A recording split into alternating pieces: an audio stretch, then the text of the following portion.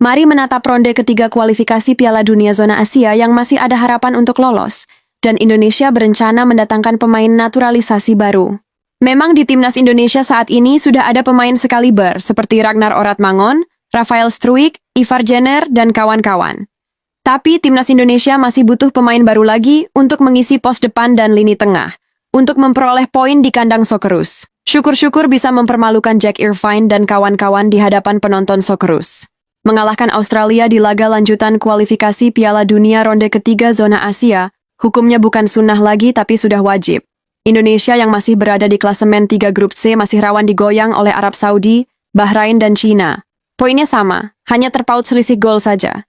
Tentu ini bisa jadi mimpi buruk jika Indonesia tak mengamankan poin saat bertamu ke negeri Kangguru. Maka untuk menghadapi laga berat tersebut, Indonesia tengah mempersiapkan semuanya dengan matang, termasuk mendatangkan pemain baru berkualitas Eropa. Salah satu di antara pemain yang dipersiapkan oleh PSSI itu adalah Jairo Riedewald. Ya, tepatnya setelah laga lawan Bahrain dan China pada 19 Oktober 2024, media Belanda Voetbal Primer membocorkan kalau ada salah satu pemain kelahiran Belanda bakal masuk agenda naturalisasi PSSI. Lewat penuturan pemimpin redaksi Voetbal Primer, Jairo Riedewald kemungkinan bakal bergabung bersama Tom Hey dan kawan-kawan. Tentu saja Jairo Riedewald adalah pemain berkualitas yang pernah dilahirkan. Bagaimana tidak? Dia pernah memperkuat klub papan atas Eropa, Crystal Palace. Dia mulai berseragam di Eagles pada musim panas bulan Juli 2017. Pemain kelahiran 9 September 1966 tersebut berperan sebagai gelandang bertahan. Kedatangan Riedewald bisa membuat lini tengah timnas Indonesia makin hidup. Sebab pemain yang pernah memperkuat timnas Belanda dari kelompok usia hingga senior ini dikenal lincah, kuat, dan cepat. Ia punya daya jelajah di lini tengah bagus.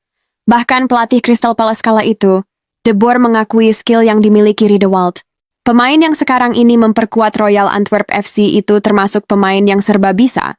Jika Jairo Riedewald berhasil didatangkan, Indonesia tak perlu minder lagi melawan Jepang nantinya. Kabar yang beredar, mantan pemain Crystal Palace itu punya darah Indonesia. Seperti yang dilansir bola.com bahwa nenek dari Jairo Riedewald tinggal di Ambon.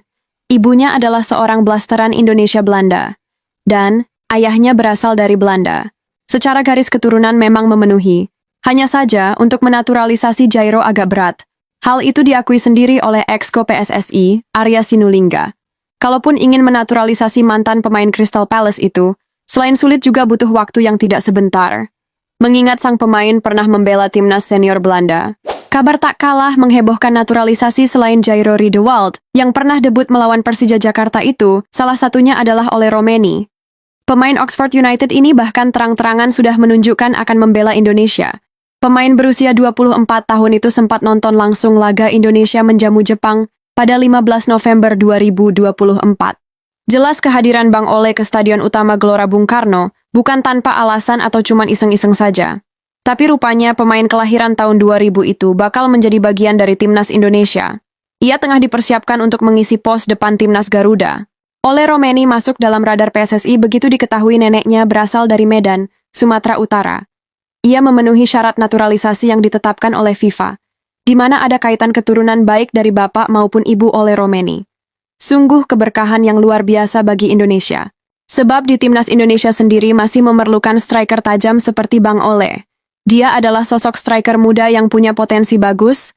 Mantan pemain FC Utrecht itu dikenal sebagai striker yang mematikan.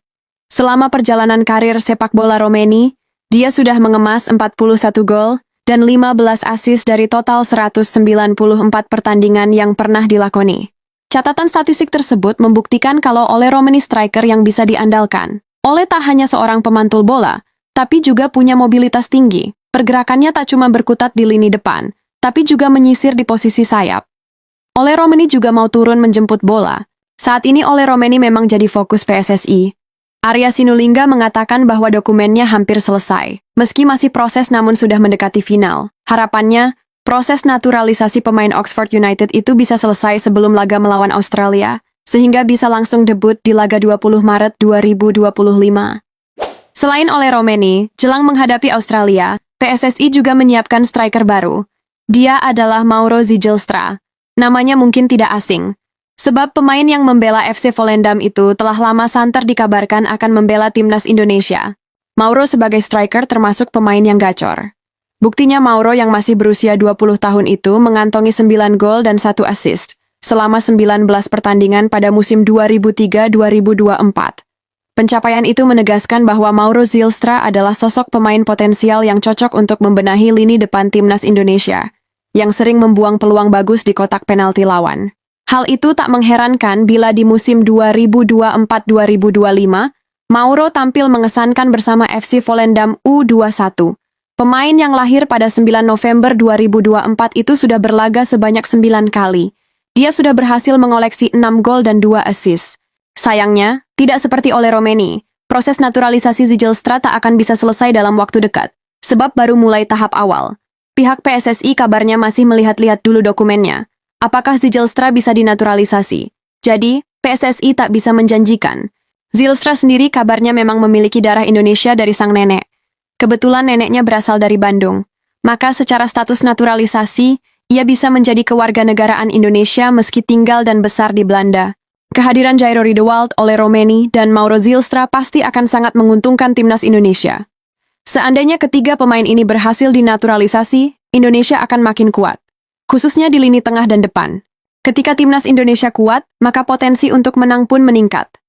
Mari kita berdoa agar proses naturalisasi pemain abroad lancar-lancar saja, sehingga sisa laga di kualifikasi Piala Dunia ronde ketiga zona Asia, Indonesia meraih kemenangan demi kemenangan.